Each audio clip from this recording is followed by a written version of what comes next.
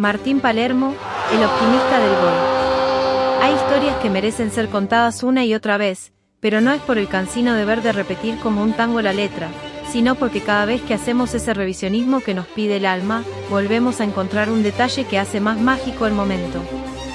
La leyenda nos cuenta en la antigua Grecia, que antes de que poblaran el Olimpo los dioses que todos conocemos hasta el hartazgo hoy en día, y donde los jóvenes piensan que se inició el deporte, ya existían unos seres con antelación, unos gigantes, que devoraban humanos sin piedad, pisando fuerte con pie de plomo, con una velocidad arrolladora, un ímpetu dominante y una convicción mística, se llamaban titanes.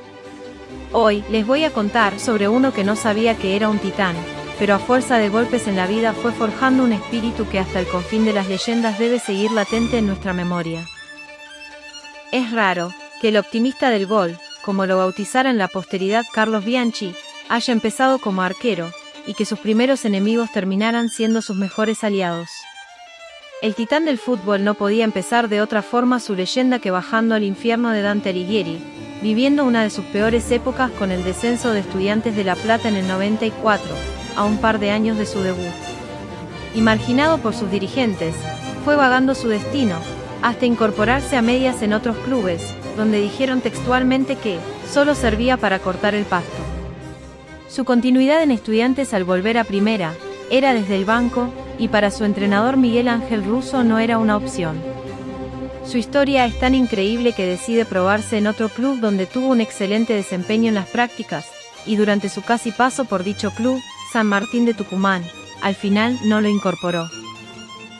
En un medio gráfico muy importante aparecía como posible titular ante Morón, y aún integrando la delegación tucumana, no jugó, ya que, para San Martín, $20.000 por su transferencia terminaba siendo muy caro. La mala campaña de Estudiantes peligraba otra vez su estadía en primera, pero como en toda historia, la magia aparece. La situación caótica llevó a la renuncia del entrenador, y en su lugar tomó el interinato por un partido Rubén Agüero, dándole una oportunidad de la que no se iban a arrepentir ya que Palermo convirtió 2 goles. En la siguiente fecha se posicionó el segundo interinato con el profe, Daniel Córdoba, quien cambió radicalmente la postura del club ante Palermo y lo incluyó entre los titulares, junto a jugadores como Carlos Bocio, Claudio París, Juan Sebastián Verón y José Luis Calderón. Cuando todos venían a Estudiantes caer, un helo sopló en el aire, como si el destino no quisiera tal lúgubre final, y llevó a Estudiantes a no perder ningún partido de los restantes y el profe terminó dándole la cinta de capitán. La historia de La Gata, como en un principio lo llamaban los simples mortales, comenzó a cambiar para transformarse en el verdadero titán. El profe Córdoba, que ya veía esa mística en Palermo, dijo: ¿Vos querés buscarle la explicación a Martín Palermo? No se la busques. Ni por G, ni por los goles, ni por la técnica, ni por todo lo que evolucionó como jugador. Buscásela en la mente y en el alma, buscásela en el corazón, buscásela en la familia.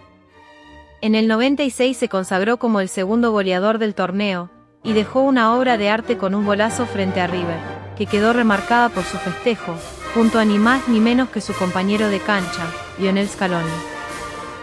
Como si hubiese sido bautizado por la varita de Dios, en el 1997 Diego Armando Maradona pidió adquirir para Boca a Palermo y Guillermo, 2 archienemigos de la infancia por ser clásicos rivales en Estudiantes y Gimnasia de La Plata. Paradójicamente ya incorporados a Boca Juniors, tuvieron que compartir la misma habitación, y llegando a ser la dupla más efectiva de la historia argentina.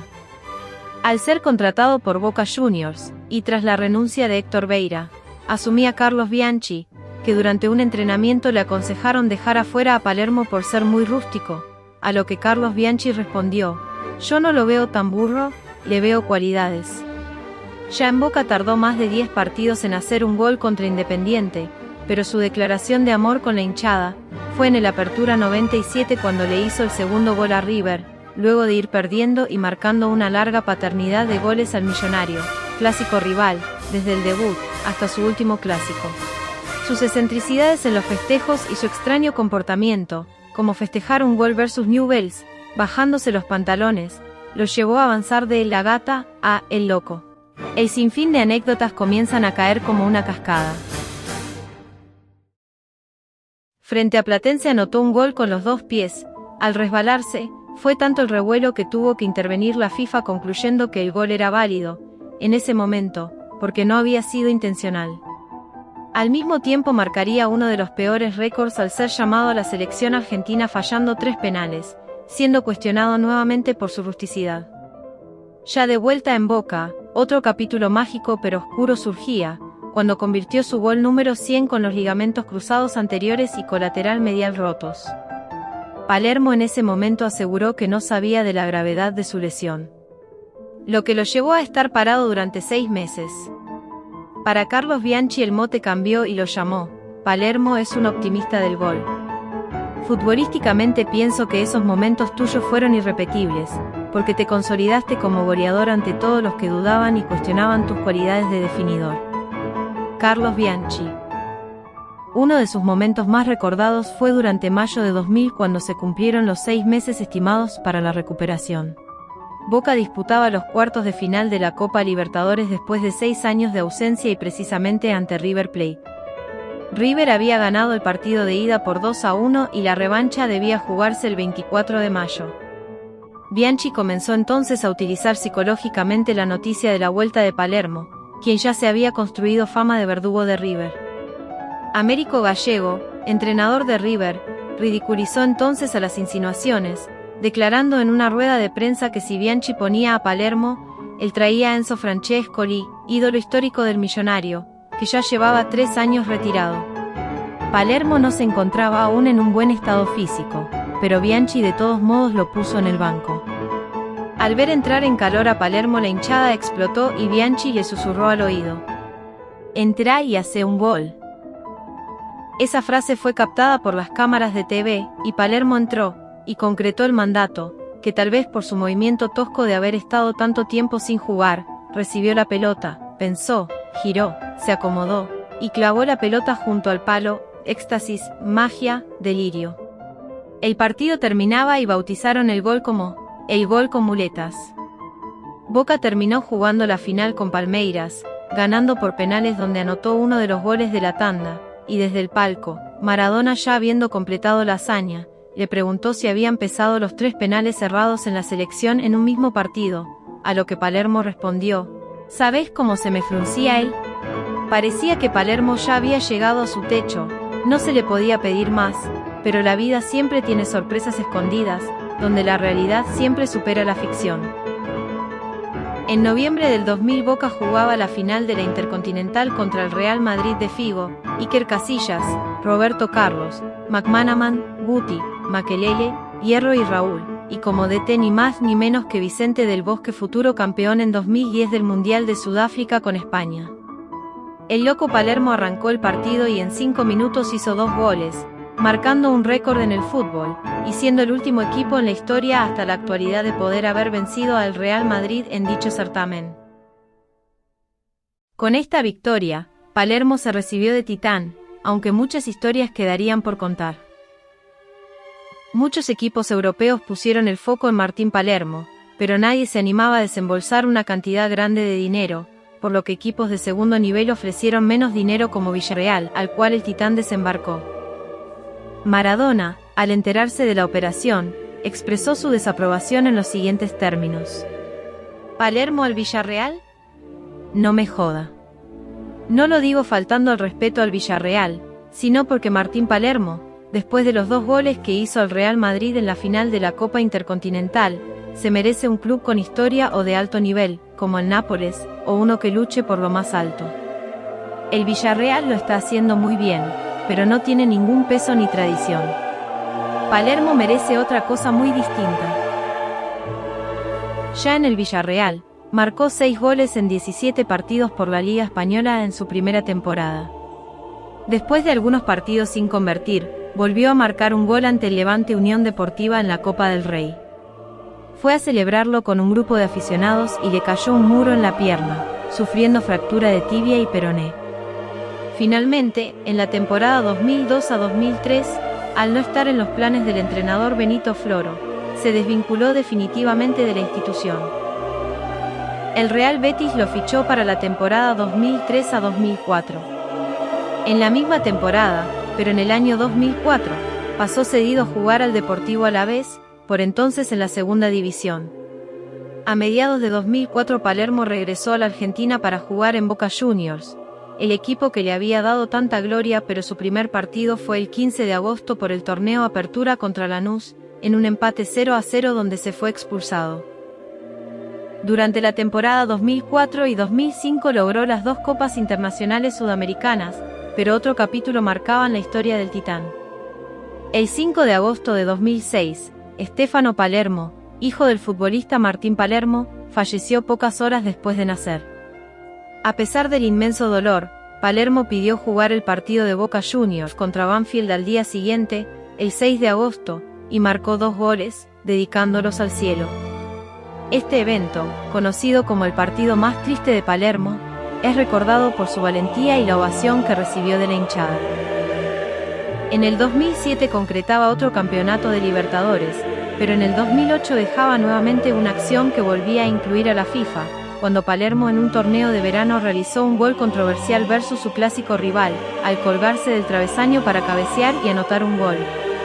En ese momento, Baldassi, el árbitro, no sabía qué cobrar, ya que era una acción poco común, por lo que convalidó el gol, y Boca ganó el partido. Tiempo después sabríamos que el gol debía ser anulado. El poder y la convicción del Titán lo llevó a seguir insistiendo, aunque en el torneo Apertura tuvo una lesión que demandó varias semanas de inactividad. Pero al volver marca un golazo de mitad de cancha versus Independiente.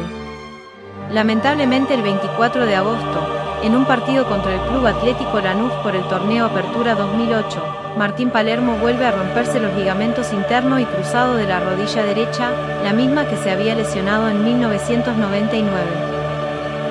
En una jugada desafortunada, que lo dejó sin jugar durante 6 meses.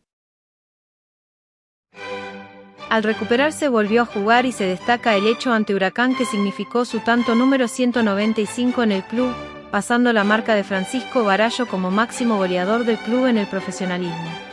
En ese certamen logró alcanzar los 200 goles en el club ante Deportivo Táchira por la fase de grupos. El 4 de octubre de 2009 convirtió un tanto ante Vélez Sarsfield, que constituyó un récord Guinness del, actualmente, segundo gol de cabeza de mayor distancia en el mundo, 38,9 metros de distancia.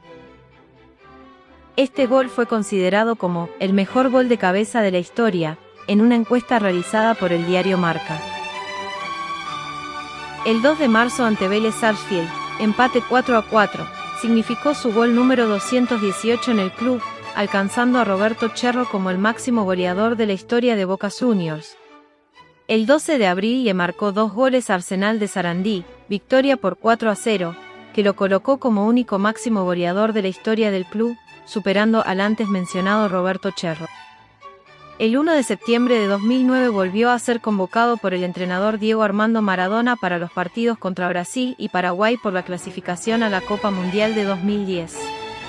La selección estaba con la obligación de ganar para seguir con chances de llegar al Mundial de Sudáfrica. Jugaba a falta de 2 fechas de eliminatorias. El rival era Perú, frente a una opinión pública muy crítica con su desempeño y las decisiones de Maradona.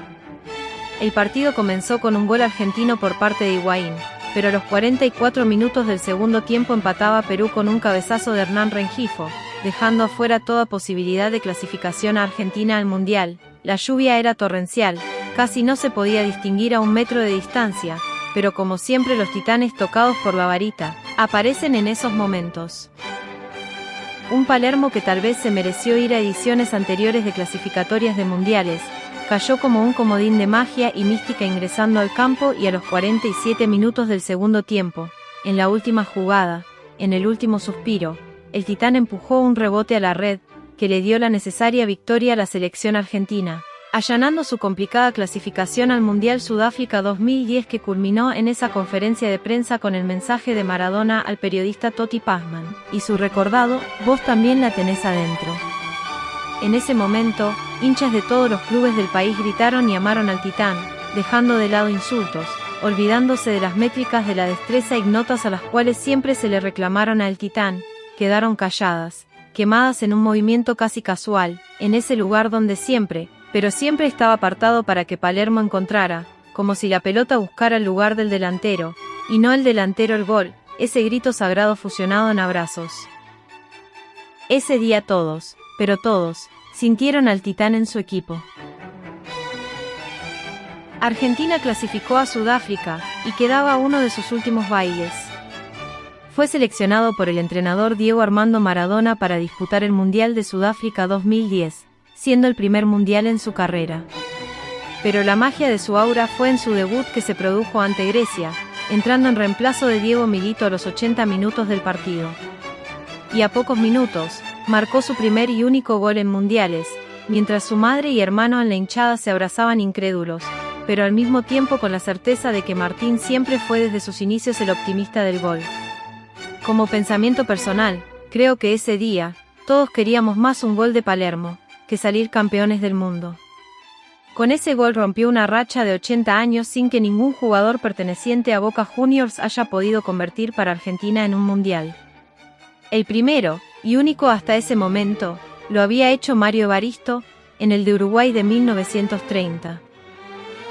Con esa conquista se convirtió en el mundialista argentino más longevo en marcar un gol, superando a Diego Armando Maradona que con 33 años le anotó justamente al mismo rival, ante Grecia en Estados Unidos 1994. Al volver a Boca, Palermo ya era el titán para toda Argentina, no importaba su camiseta. Y si esta historia te parece increíble, así como a 2 años de su debut, sufrió el descenso de Estudiantes como suplente, en el año de su retiro como titular de Boca en el 2011, en la fecha 14 le convirtió su último gol en clásicos a River dejándolo en la promoción para el descenso, y su última asistencia fue ver su Gimnasia y Esgrima, clásico de Estudiantes, llevándolo a otro partido para un desempate también de la promoción en la última fecha. Ambos equipos rivales descenderían el mismo año de su retiro. Estudiantes saldría campeón de la Apertura 2010-2011 y Boca de la Apertura 2011-2012. Y aunque la vida sea solo el día a día de un insostenible menjunje de sentimientos, siempre nos da una caricia al alma con historias increíbles. Situaciones que nos demuestra que podemos representar en una persona toda la magia de un destino que no entendemos, pero que sabemos que las leyendas están listas para ser contadas. Sobrellevar los problemas, soportar los dolores, abrazar los retos y nunca rendirnos. Hasta cuando la existencia se enajena a traición golpeando donde más duele y no podemos defendernos, la valentía surge como un incondicional aliado arraigado a nuestros corazones. Martín Palermo es el sinónimo de subsistir, de sobrevivir al caos, siempre con una sonrisa, con amor y respeto, demostrando que se puede ser un titán sin tener que lastimar a nadie. Pero nunca olvidando la locura por lo que hacemos, el deber de lo que ansiamos y el cariño por lo que amamos.